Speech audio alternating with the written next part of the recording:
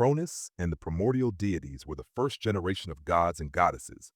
One of these deities was Gaia, the mother earth, and the other was Uranus, the father sky. They gave birth to the second generation of gods, called the 12 Titans. The youngest of these Titans was Cronus, who was often depicted with a sickle and considered the patron of harvest. However, Gaia and Uranus had even more children, the hundred-handed hecatoncheres and the one-eyed Cyclope. Uranus hated them and hid them in Tartarus, which was used as a dungeon of torment for the weak. This angered their mother, Gaia, who tried to form an alliance with her 12 children to castrate Uranus. She created a massive stone sickle and gathered all the Titans, but none of them wanted to act except for Cronus. Cronus ambushed his own father, castrated him, and then threw his severed genitals and the sickle into the sea, which later became the island of Corfu, a Greek island known for its crescent shape. After Uranus was dethroned by Cronus, he and his elder sister Rhea took the throne as the king and queen of the world. The period of Cronus's rule was called the Golden Age, as people of that time needed no laws, rules, or labor. However, Gaia and Uranus foretold that Cronus would be overthrown by one of his sons, just as he had overthrown Uranus. This prophecy made Cronus paranoid, and although he fathered children with Rhea, he swallowed all 5 of his children as soon as they were born, but one survived.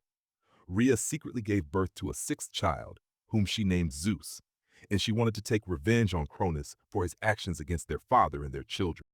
Rhea gave Cronus a stone wrapped in swaddling cloth, which he immediately swallowed, mistaking it for Zeus. Zeus, the god of the sky and thunder, also known as the king of the gods, was secretly raised. When he grew up, he fulfilled a prophecy given to him by Gaia and forced Cronus to vomit up the contents of his stomach in reverse order, first the stone, and then his 2 brothers and 3 sisters, Poseidon, Hades, Hera, Demeter, and Hestia. After freeing his siblings, Zeus released their elder allies, the hecatoncheres and Cyclopes, who forged thunderbolts for him, a trident for Poseidon, and a helmet of darkness for Hades. A grand war broke out between Zeus and his siblings, along with the hecatoncheres, against Cronus and the other 12 Titans. Zeus fought from Mount Olympus, while the Titans fought from Mount Athris. For this reason, Zeus and his allies were called the Olympians. The Olympians triumphed, and many Titans were imprisoned in Tartarus.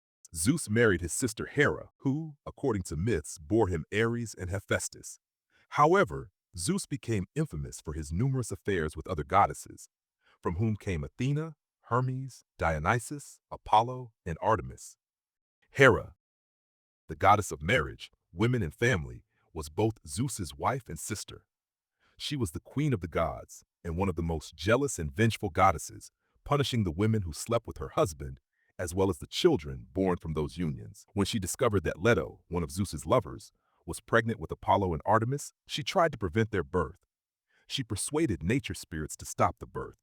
However, Poseidon, Hera's and Zeus's brother, took pity on Leto and sent her to the floating island of Delos, where she could give birth. Hera also expressed her wrath toward Heracles, another illegitimate child of Zeus. She sent snakes to kill him, but the newborn crushed them with his bare hands. Later, she drove him insane, causing him to kill his wife and children. This event led to his 12 labors. Poseidon, the god of the sea, storms, earthquakes, and horses, was a terrifying and vengeful god. He was respected even when he was not the patron deity of a city. When Zeus's son Minos asked Poseidon for help to confirm his claim to the throne of Crete, Poseidon sent a magnificent white bull with the expectation that it would later be sacrificed. The people, amazed by the bull and the divine omen, proclaimed Minos as the king of Crete. However, wishing to keep this magnificent animal for himself, Minos sacrificed a regular bull instead of the promised one. Enraged, Poseidon cursed Minos' wife to fall in love with the white bull. Their union resulted in the birth of the Minotaur, a creature that fed on human flesh. Athena, the goddess of wisdom, war, and crafts, was born from Zeus's forehead without a mother. Zeus's wife, Hera, was so outraged by this birth that she independently gave birth to Hephaestus. Athena entered into a competition with Poseidon for the patronage of a city. Each was to present a gift to the Athenians, and King Cecrops was to decide which gift was better. Poseidon struck the ground with his trident, creating a saltwater spring that gave the Athenians access to trade. Athena offered an olive tree, which provided wood, oil, and food. Athena won and became the patron deity of Athens. Enraged, Poseidon ordered his son Halorotheus to cut down the olive tree, but as soon as he raised his axe, it slipped from his hands and struck his head. Athena also turned Medusa into a hideous monster with snakes for hair, whose gaze turned anyone to stone after discovering that Poseidon had defiled Medusa in Athena's temple, desecrating it. Hephaestus, the god of craftsmen, blacksmiths, and carpenters, as well as fire, sculpture, and volcanoes, was thrown from Mount Olympus by his mother Hera because of his lameness. He landed in the ocean. He created all the weapons of the Olympian gods and many heroes, such as Achilles and Heracles. Hephaestus also created the famous Pandora's box, which once opened, brought curses upon humanity for centuries. He later returned to Olympus to seek revenge on Hera by crafting a magical golden throne that trapped her when she sat on it.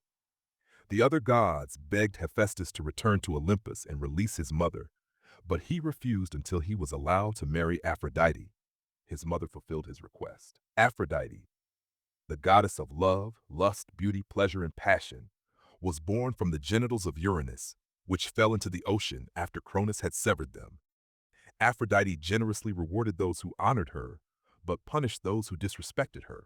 Though she was married to Hephaestus, she had an affair with Ares, the god of war. Hephaestus discovered their infidelity and planned a trap. While Aphrodite and Ares lay together in bed, Hephaestus ensnared them in an unbreakable net and dragged them to Olympus to shame them before the other gods. The other gods laughed at them, and only through Poseidon's intervention were they released. Ares, the god of war and courage, embodied the physical prowess necessary for success in battle, but also cruelty and bloodlust. Unlike his sister Athena, whose roles included military strategy and generalship, Ares played a relatively limited role in mythology. However, his numerous love affairs and countless offspring were often subjects of discussion in Greek mythology. Apollo, the god of archery, music, dance, truth, prophecy, healing, disease, the sun, and light, was born from the union of Zeus and Leto. Hera tried to prevent Leto from giving birth to this illegitimate child, but she failed. He is considered the most handsome of the gods. Apollo is the patron of Delphi and the deity of the famous Delphic oracle, whose insights were often sought on various matters. Overall, he was regarded as a god who helps and wards off evil. Medicine and healing are closely associated with him. Apollo cured people of epidemics, but he was also a god who could bring terrifying diseases with his arrows. Artemis, the goddess of hunting, wildlife, animals, vegetation, childbirth, and chastity, was Apollo's twin sister. She fiercely protected her purity. She was one of the three principal virgin goddesses, alongside Athena and Hestia, and was highly devoted to maintaining her innocence. When a young hunter saw her naked, the enraged goddess instantly transformed him into a stag, and he was torn apart by his own hounds, who no longer recognized their master. Artemis was one of the most revered deities of ancient Greece. Dionysus, the god of wine, revelry, and theater, was another illegitimate child of Zeus.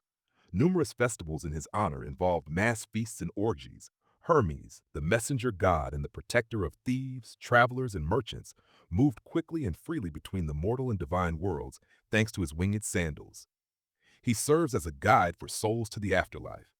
Hermes was another illegitimate child of Zeus and is considered a divine trickster, as he often deceived others and stole, even from the gods. Hermes always carries a winged staff as a symbol of his authority and is usually depicted wearing a winged helmet.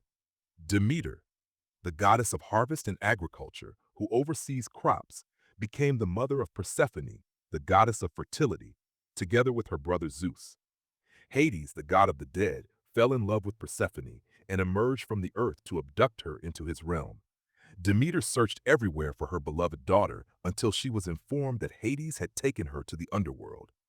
Despite Zeus's command, Demeter neglected her duties as the goddess of agriculture, plunging the earth into a deadly famine where nothing grew, and mortals began to die. Zeus ordered Hades to return Persephone to her mother to save the world. However, since Persephone had eaten food exclusively from the underworld, she could not remain with Demeter forever. She was required to divide the year between her mother and Hades. This explained the seasonal cycle, as Demeter caused plants to stop growing in winter while Persephone was absent. Hades, the god of the dead and ruler of the underworld, where the spirits of the deceased dwell, was depicted neutrally and never negatively. His role often involved maintaining balance. He strictly forbade his subjects from leaving his realm and became furious when anyone tried to escape or when someone attempted to steal souls from his domain. Hades rarely left the underworld and was unconcerned with what happened above. Access to the underworld was granted by obtaining a passage from Charon, the ferryman who helped souls cross the river Styx, provided they paid him. For this reason, when Greeks died, they were often buried with coins, which were typically placed on their eyes. If someone couldn't afford the payment, they were condemned to wait for eternity on the banks of the Styx. Once the Styx was crossed, souls encountered Cerberus, the three-headed dog who guarded the gates of the underworld. Afterward, the souls were judged by three judges who determined where they would go. The options included Elysium, Asphodel, and Tartarus. Elysium was essentially paradise, where the souls of heroes, demigods, and exceptionally virtuous mortals went. Asphodel was a place for ordinary people who achieved neither great deeds nor committed significant wrongs in life. Tartarus was essentially hell, home to the Titans and a place for criminals who angered the gods. All in Tartarus were subjected to eternal torment. Hestia, the goddess of the hearth, maintained warmth and comfort in the home. Her role in myths was modest, but she was revered as the protector of the family. Thank you for watching. Please subscribe and leave a comment.